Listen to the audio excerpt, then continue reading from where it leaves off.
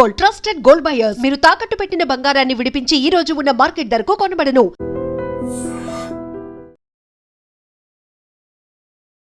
నమస్తే, నేను Kavitha. Welcome to I dream news and నిజాలు. ఇరాన్ మీద అమెరికా, ఇజ్రాయెల్ దాడులు వరుసగా 3వ వారం కూడా కొనసాగుతున్నాయి.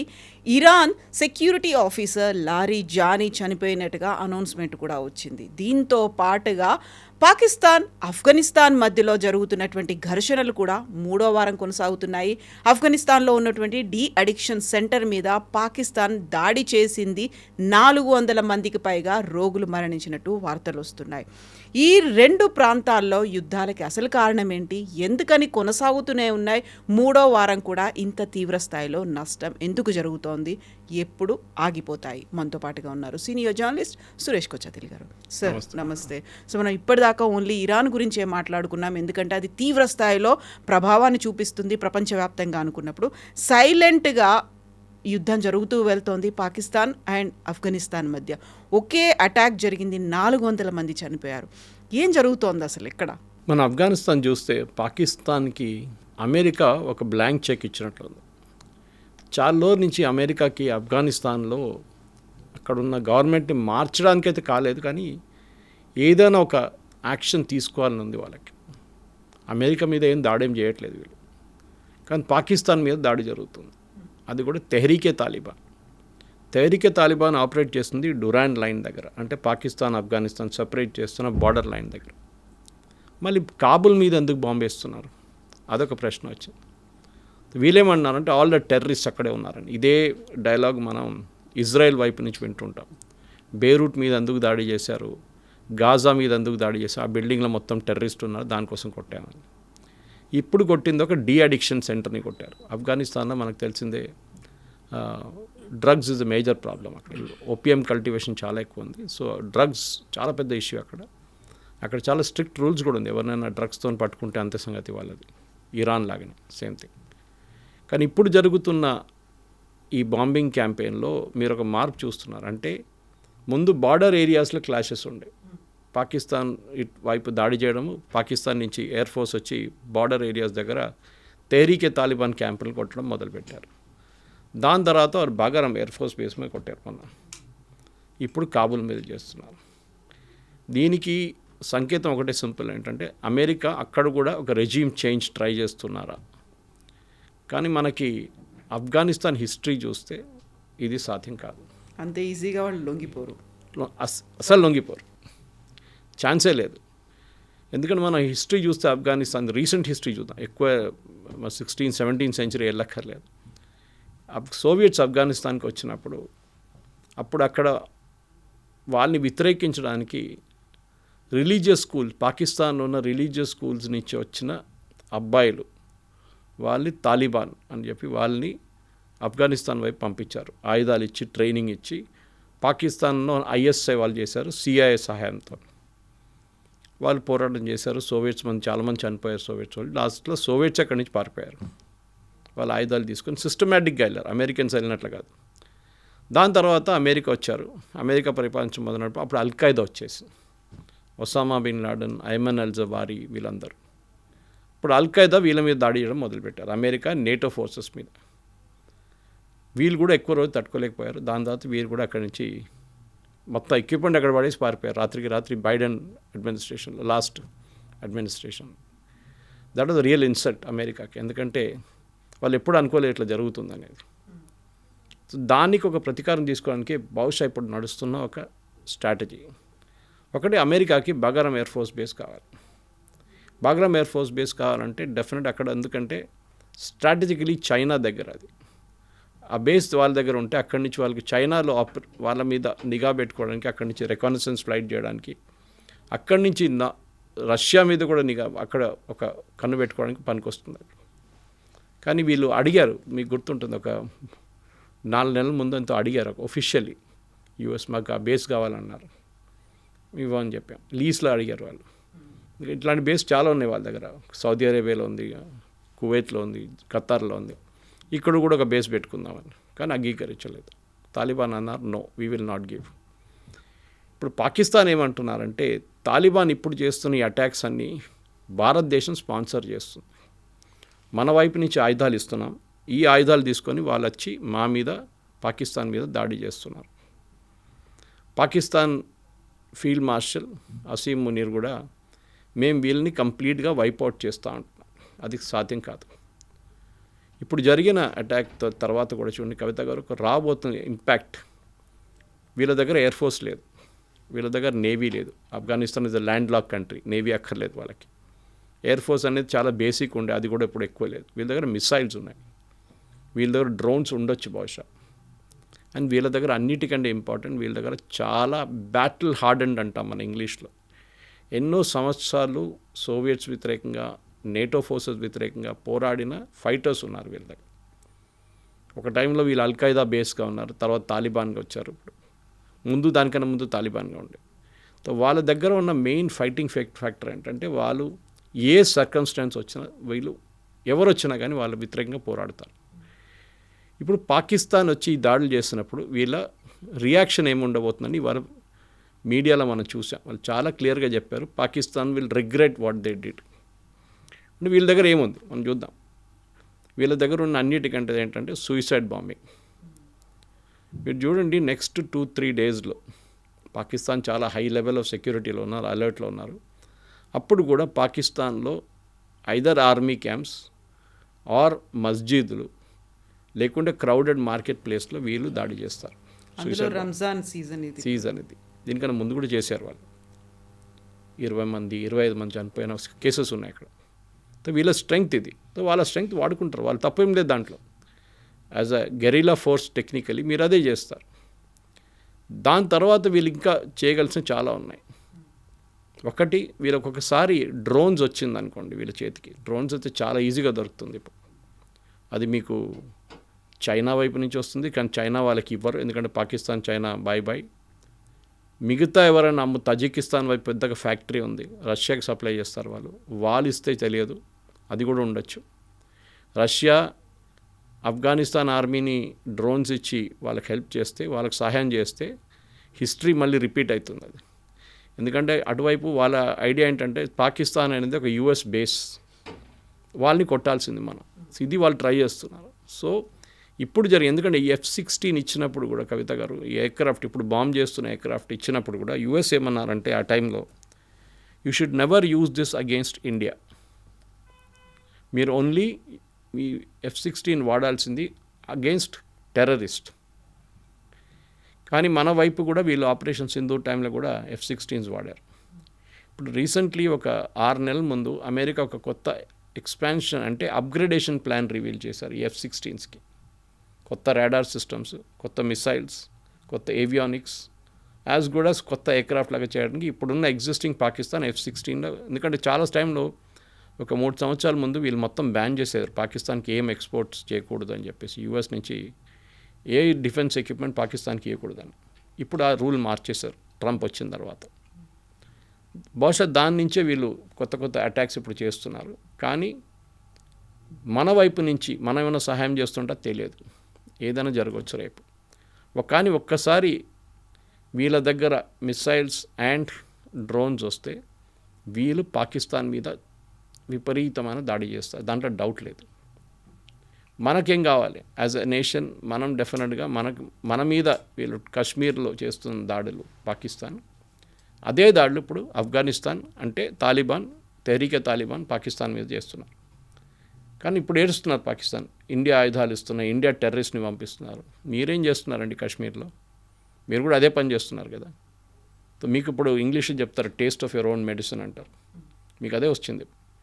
సో ఇండియా డెఫినెట్గా, ఇండియాకు ఒక స్ట్రాటజిక్ మూవ్ ఉంది. ఎందుకంటే అటు పక్కన జస్ట్ 100-200 కిలోమీటర్స్ అవే అక్కడ ఇంకా పెద్ద గొడవ నడుస్తుంది. స్ట్రేట్ ఆఫ్ హోర్మోజ్ కానీ మిగతా ఆప్షన్స్ కానీ, అక్కడ ఇరాన్, యుఎస్, ఇజ్రాయెల్ గొడవ నడుస్తుంది. అక్కడ చాలా మలుపులు తిరుగుతున్నాయి. ఇదందరూ మర్చిపోయారు దీని గురించి. కానీ ఒకసారి ఇది ఇష్యూ సాల్వ్ అయిపోతే, Iran issue, Afghanistan Pakistan issue అనేది ఇంకా చాలా సంవత్సరాలు నడుస్తుంది, ఇది ఇప్పుడు ఆగదు. ఏదో పీస్ టాక్స్ అన్నారు, నడిమిట్లో పీస్ టాక్స్ చేశారు, సౌదీ అరేబియా పిలిపించారు, ఖత్తర్ వాళ్ళు పిలిపించారు, కానీ ఎక్కువ రోజులు ఈ ఆఫ్ఘాన్స్ వినరు, ఎవరిని వినరు. మనం వాళ్ళకి చాలా సహాయం చేశాం. మీకు గుర్తుంటుంది, ఒక పెద్ద హాస్పిటల్ కట్టాం మనం కాబూల్లో, ఇందిరాగాంధీ హాస్పిటల్. ఇప్పుడు మనకు రోడ్స్ వేస్తున్నాం, ఇప్పుడు కూడా దీనికన్నా ముందు కూడా చేస్తుండే. వాళ్ళ హైవేస్ ఇంప్రూవ్ చేస్తున్నాం, వాళ్ళ ఇన్ఫ్రాస్ట్రక్చర్ ఇంప్రూవ్ చేస్తున్నాం, వాళ్ళకి డ్యామ్ కడుతున్నాం, పవర్ ప్లాంట్లు కడుతున్నాం. కానీ పాకిస్తాన్కి ఇదేం నచ్చట్లేదు. ఎందుకంటే వాళ్ళేమనుకుంటున్నారంటే ఇండియా వీళ్ళ దగ్గర ఒక ఆలైగా మారిపోతున్నారు, ఒక ఫ్రెండ్గా మారిపోతున్నారు, ఒక ఎక్స్టెన్షన్ యూనిట్గా మారిపోతున్నారు ఇండియాది అని చెప్పి. ఎస్, డెఫినెట్గా మారుతారు. ఎందుకంటే వాళ్ళని ఎవరు సహాయం చేయట్లేదు, ఇప్పుడు చేస్తున్న మనం ఒక్కరే. పాకిస్తాన్ చేస్తే కూడా వాళ్ళు అంగీకరిస్తారు, పాకిస్తాన్ చేయట్లేదు ఎందుకంటే యూఎస్ చేయనియరు. ఈ పరిస్థితి ఉంది ఆఫ్ఘనిస్తాన్. ఇప్పుడైతే స్టేటస్కో ఉంది. బహుశా నెక్స్ట్ 3-4 రోజులు ఏదైనా పెద్ద 2-3 అటాక్లు జరగవచ్చు పాకిస్తాన్లో. చూద్దాం ఏమవుతుంది అనేది చెక్ చేయాల్సి వస్తుంది. సో పాకిస్తాన్, ఆఫ్ఘనిస్తాన్ 2 ముస్లిం దేశాలు. ఆ 2 దేశాలే మధ్యలో కొట్టుకుంటూ ఉన్నాయి. ఇంకొక ముస్లిం దేశాన్ని ఇరాన్ మీద అమెరికా, ఇజ్రాయెల్ అటాక్ చేస్తోంది. ఖమేనీ తర్వాత అంత పొజిషన్లో, హై పొజిషన్లో ఉన్నటువంటి ఇంకొక లీడర్, సెక్యూరిటీ ఆఫీసర్ లారిజానీ చనిపోయినట్టుగా అనౌన్స్మెంట్ కూడా వచ్చింది. ఆ తర్వాత టార్గెట్స్ ఇంకా కంటిన్యూ అవుతూనే ఉంటాయా అమెరికా, ఇజ్రాయెల్వి? అలీ లారిజానీ అనే మనిషి ఒక ఆర్డినరీ హ్యూమన్ బీయింగ్ కాదు, ఇరాన్లో ఏదో ఒక లీడర్ అని కాదు. ఆయన secretary of Iran's supreme national security council, మన హయ్యెస్ట్ డిసిషన్ మేకింగ్ బాడీస్ అంట. ఆయన మీద దాడి చేయడం, ఆయన చంపడం అనేది యాజ్ గుడ్ యాజ్ సుప్రీం లీడర్ని చంపడం అనేది. ఇన్ఫ్యాక్ట్ ఏం చెప్పినంటే లారిజానీ ఆయన 67 సంవత్సరాలు ఉండే ఆయనకి. ఎఫెక్టివ్గా సుప్రీం లీడర్ని శనివారం 2 శనివారాల ముందు చనిపోయిన 28 ఫిబ్రవరి 28 చనిపోయిన రోజు నుంచి ఆయన నడిపిస్తున్నారు ఇరాన్. ఎక్కడ ఉన్నాడో ఏమయ్యాడో తెలియదు. మొన్న కూడా ఆయన ఒక రోడ్డు మీదకి వచ్చి ఒక ప్రొసెషన్తో ఊరేగింపు తీశారు దేనికో, దాంట్లో కూడా ఆయన వచ్చారు, పార్టిసిపేట్ చేశారు.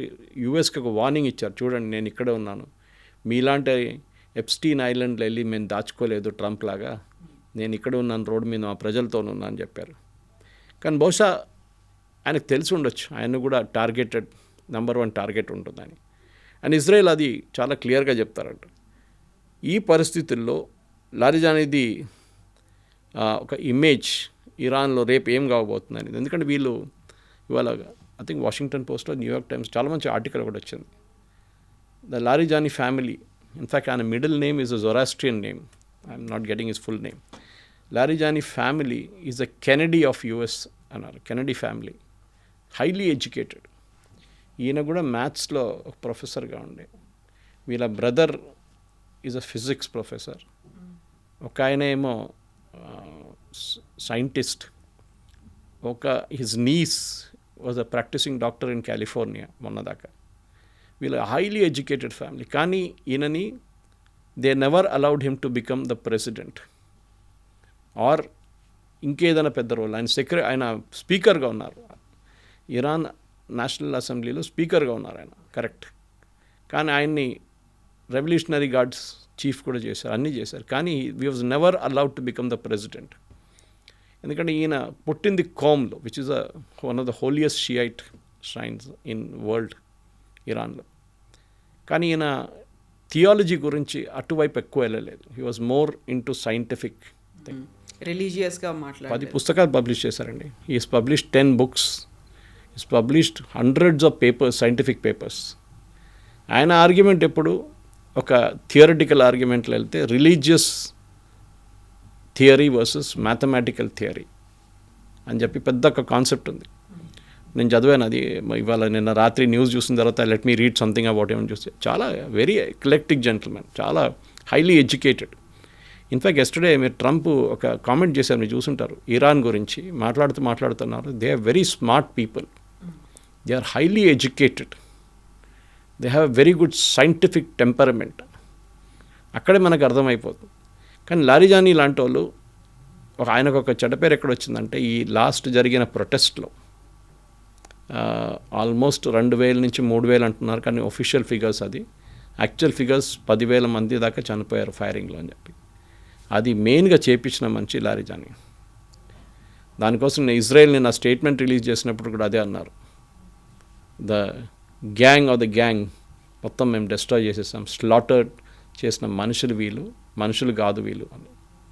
అట్లాంటి మనిషి మేము చంపేసామని నిన్న సాయంత్రమే ఇజ్రాయెల్ అనౌన్స్ చేశారు. ఇవాళ పొద్దున ఇరాన్ వైపు నుంచి కూడా కన్ఫర్మేషన్ వచ్చేసింది. అది కాకుండా వాళ్ళ బసీజ్ ఫోర్స్ కమాండర్ని కూడా చంపేశారు. ఇప్పుడు ఇరాన్లో ఏం జరగబోతుంది, ఎందుకంటే ఒక పవర్ వ్యాక్యూమ్ వచ్చేసింది. ఇప్పుడు ఈ లారిజానీ అనే మనిషి ఈవెన్ ఖమేనీ బతుకున్నప్పుడు కూడా ప్రీవియస్ సుప్రీం లీడర్, ఆయన 86 సంవత్సరాలు ఉండే. సో ఆయన మెంటల్ ఫ్యాకల్టీ అంత పవర్ఫుల్ లేకుండే. లిటరలీ ఈయన మేనేజ్ చేస్తుండని. మొన్న ఒక ఇన్సిడెంట్ జరిగింది. Was hearing it on CNN అనుకుంటాను. ఇరాన్ ఫారిన్ మినిస్టర్ దగ్గర స్టీవ్ విట్కాఫ్ అని చెప్పి అమెరికా ఎన్వాయ్ ఒకరు ఉన్నారు. ఆయనకి ఎక్కడ గొడవ నడిస్తే ట్రంప్ అక్కడ పంపిస్తారు. ఇరానియన్ ఫారిన్ మినిస్టర్ మాట్లాడడానికి ఆయన ఫోన్ చేశారంట. వాళ్ళ ఆఫీస్కి ఫోన్ చేస్తే కొంచెం టైం ఇవ్వండి, మేము చెక్ చేసి విల్ కాల్ యూ బ్యాక్ అన్నారంట విట్కాఫ్ దగ్గర. ఈ ఫారిన్ మినిస్టర్ ఏం చేశారు, ఆయన వాళ్ళ ప్రెసిడెంట్కి ఫోన్ చేశారు, పెజిక్షాన్. ఫోన్ చేసి ఇట్లా స్టీవ్ విట్కాఫ్ ఫోన్ చేస్తున్నారు, వాట్ షుడ్ ఐ డూ అన్నారు. ఆయన ఇమ్మీడియట్గా అన్నారు, చెక్ విత్ లారిజానీ. అంత రిలయబుల్గా ఉన్నారు. పవర్ సెంటర్, ప్రెసిడెంట్ కూడా పవర్ లేదు, it's Larijani who's running the government. ఆయన దగ్గర కనుక్కోండి ఏం చేయాలని. You will either tell you can go head and talk or you will tell you to just forget, మర్చిపోండి, ఏం మాట్లాడకండి అని చెప్తారు. అంత పవర్ఫుల్ మనిషి ఉండే. సో మనం యుద్ధం అని మాట్లాడుతున్నాం. కానీ మనం ఇప్పుడు ఏం చూసామంటే వాళ్ళ టాప్ లీడర్షిప్ని తీసేసిన తర్వాత కూడా వాళ్ళు సర్వైవ్ అయ్యారు. ఎట్లా సర్వైవ్ అయ్యారు అదో కూడా క్వశ్చన్ వస్తుంది. Why was Larijani not in that meeting ఆ రోజు? అందరు కమాండర్స్ ఉన్నప్పుడు ఈయన ఎక్కడ పోయిండు? ఖమనీ ఇప్పుడున్న సుప్రీం లీడర్ ముజ్తబా ఖమనీ, ఆయనకి ఏదో గాయాలు ఆయన బయటకు వచ్చిండు అని. నిన్న అఫీషియల్ స్టేట్మెంట్ ఏంటంటే ఆయన he went out for a walk 5 minutes before the bombing. How comfortable, చాలా కంఫర్టబుల్ కదా. 5 నిమిషాల ముందు, బాంబింగ్ జరిగే 5 నిమిషాల ముందు ఆయన ఆ బిల్డింగ్ నుంచి బయటికి వెళ్ళారంట. ఈ ముజ్తబా ఖమీనీ అని ఆయన మనిషికి ఒక పాత హిస్టరీ ఒకటి ఉంది, చాలామంది మర్చిపోతున్నారు. ఆయన లేట్గా పెళ్లి చేసుకున్నాడు, పిల్లలు కనలేదు ఆయనకి. సో ట్రీట్మెంట్ కోసం ఆయన వాళ్ళ వైఫ్ లండన్కి వెళ్తుండే. ఆలోచించండి, స్వాన్ ఎనిమీ.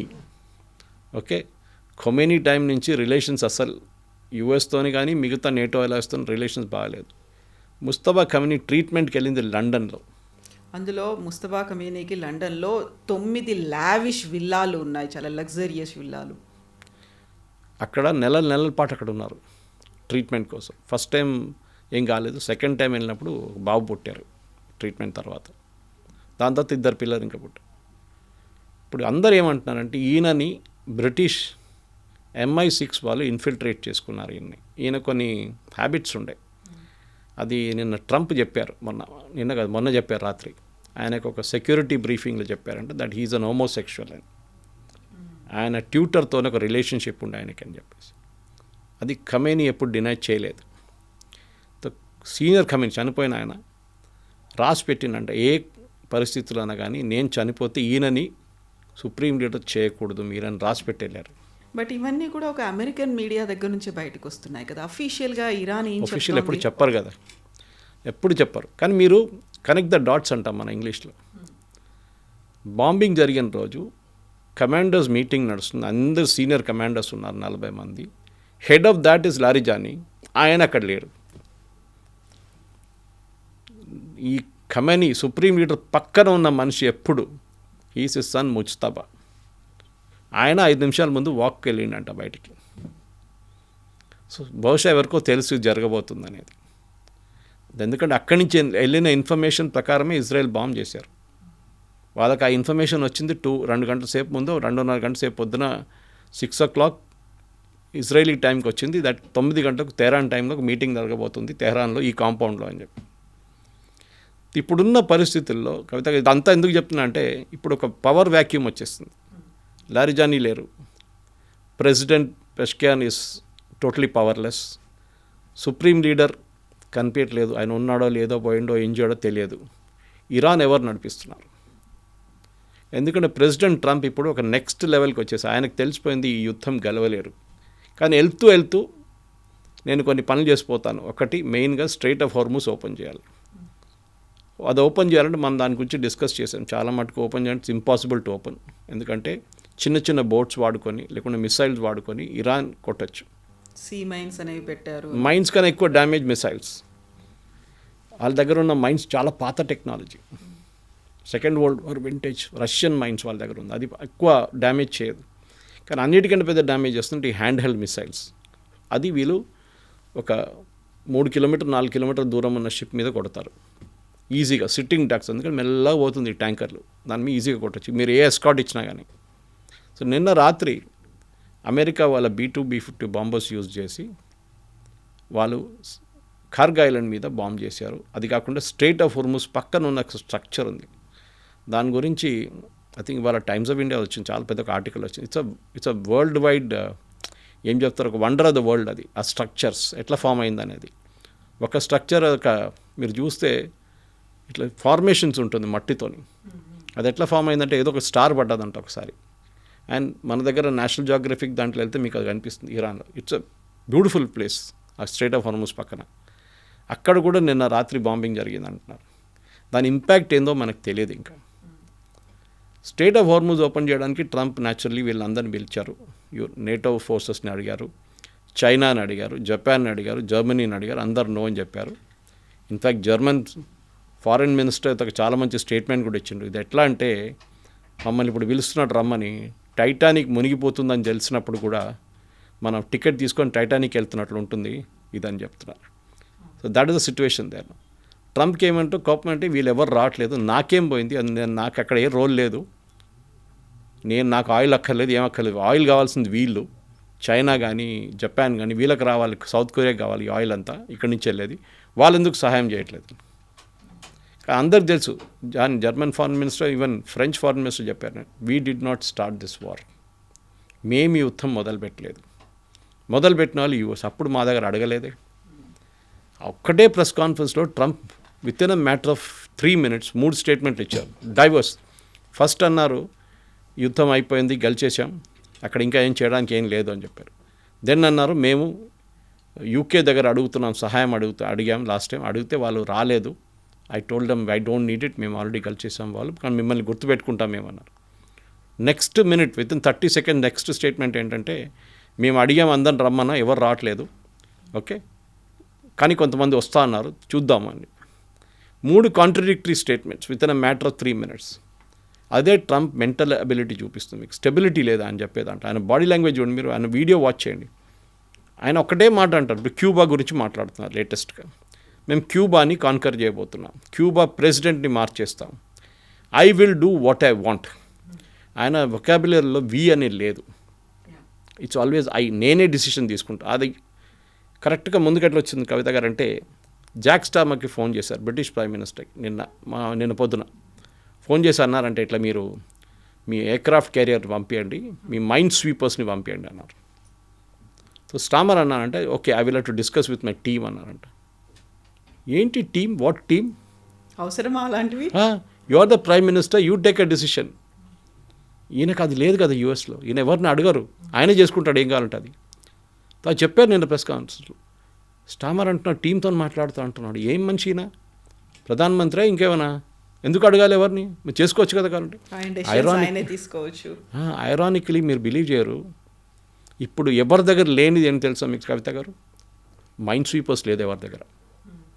అంటే సీ బెడ్ నుంచి మైన్లు తీయడానికి ఉన్న మైండ్ స్వీపర్స్ అంట, కొంచెం పాత టెక్నాలజీ అది, it late 80s technology, 70s 80s నుంచి మొదలై ఇప్పుడు మొన్న దాకా నడిచింది. యూకే దగ్గర ఒక సింగిల్ మైండ్ స్వీపర్ లేదు, యూఎస్ దగ్గర ఒక సింగిల్ మైండ్ స్వీపర్ లేదు, ఉన్నది 2 ఎక్కడో కొరియా దగ్గర పడుంది, అది తీసుకురావడానికి టైం పడుతుంది. ఇప్పుడు ఎవరి దగ్గర, మన దగ్గర కూడా లేదు మైండ్ స్వీపర్స్. మొన్న ఒక పెద్ద ఆర్టికల్ చూశాను, మన ప్రింట్ వైర్ వాళ్ళు రాసిన ఆర్టికల్ చూశాను, India is in a very dangerous territory, మన దగ్గర మైండ్ స్వీపర్స్ లేదు. ఇప్పుడు నేను కూడా అనుకున్నాను, ఇదేంటి మనం ఎయిర్క్రాఫ్ట్ కెరీర్ తయారు చేసాం, మనం అది చేసాం ఇది చేసాం, మైండ్ స్వీపర్లు ఎందుకు లేదు మనకు అనుకున్నాం. మనకు అక్కర్లేదు యాక్చువల్లీ. కానీ దాని తర్వాత తెలిసింది ఆ టెక్నాలజీ మారిపోయిందంట, దానికోసం మొత్తం స్క్రాప్ చేసేసారు. ఇన్ఫ్యాక్ట్ యూఎస్లో కూడా లేదు, ఎందుకంటే వాళ్ళకి కొత్తగా టెక్నాలజీ తీసుకొచ్చారు, దాంట్లో 2 షిప్స్ ఉన్నాయి చిన్నది, దాని టెక్నాలజీ ఇప్పుడు కొత్త మైండ్స్ని ట్రేస్ చేయడానికి, దాన్ని డెటోనేట్ చేయడానికి అది యూజ్ చేస్తారు. అది 2 ఉన్నాయి ఇప్పుడు వీళ్ళ దగ్గర. అది నేను చెప్పాను చూడు, కొరియాలో పడుందంట, అక్కడిని తీసుకురావాలి వీళ్ళు. ఇప్పుడు వార్ అనేది, యుద్ధం అనేది ప్రెసిడెంట్ ట్రంప్కి అర్థమైపోయింది, మొదలు పెట్టచ్చు కానీ దాన్ని ఎండ్ చేయడం అనేది చాలా కష్టమని. ఇప్పుడు స్ట్రైట్ ఆఫ్ హార్మూజ్ ఓపెన్ చేయడమే ఒకటే, మిగతా ఏం లేదు. ఇప్పుడు కూడా అంటారు ట్రంప్, ఎయిర్ ఫోర్స్ లేదు, వాళ్ళ దగ్గర నేవీ లేదు, వాళ్ళ దగ్గర ఏం లేదు, we have finish them off. మళ్ళీ ట్రంప్ మళ్ళీ స్ట్రైట్ ఆఫ్ హార్మూజ్ ఎందుకంటే ఓపెన్ చేయట్లేదు?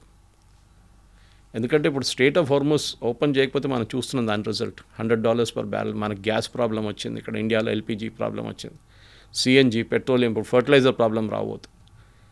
ఇట్లాంటి పరిస్థితుల్లో ఇంకేమైనా ఆప్షన్ ఉందా అంటే 2-3 ఆప్షన్స్ ఉన్నాయి, కానీ నాట్ గ్రేట్ ఆప్షన్. ఒకటి, సౌదీ అరేబియా వాళ్ళ ఆయిల్ ఫీల్డ్స్ నుంచి ఇది వాళ్ళు ఎప్పుడు చూసారంటే ట్యాంకర్ వార్ నడుస్తుంది. మీకు గుర్తుంటుంది, ఇరాన్ ఒక 10-year వార్ జరిగింది సద్దాం హుసేన్ టైంలో. 79 తర్వాత 80s అనుకుంటాను, ఇది 83, 82, 83లో మొదలైంది. ఎందుకంటే సద్దాం హుసేన్కి ఒక డౌట్ ఉండే, ఈ ఇరాన్ ఆర్మీ ఎందుకు చూడండి, వీళ్ళు అయతోలాతోనే ఉండరు, నేను వీళ్ళతో ఒక డీల్ చేసుకుంటాను, టేక్ ఓవర్ చేసుకుంటాను ఇరాన్లో ముల్లాల్ని, ఖొమేనీని, గిమేని అందరిని కొట్టేస్తాను నేను అనుకో. కానీ అది జరగలేదు. ఆ యుద్ధం 10 సంవత్సరాలు నడిచింది, ఎవరికి సేమ్ సిచ్యువేషన్, ఎవరు గెలవలేదు, ఎవరు ఓడిపోలేదు. కానీ దాంట్లో ఒక లెసన్ ఏంటంటే ట్యాంకర్ వార్ అనే వార్ జరిగింది కవిత గారు. వాళ్ళ ట్యాంకర్ మీద కొట్టారు, వీళ్ళ ట్యాంకర్ మీద కొట్టారు, ఇదే హార్మూజ్ స్ట్రైట్లో.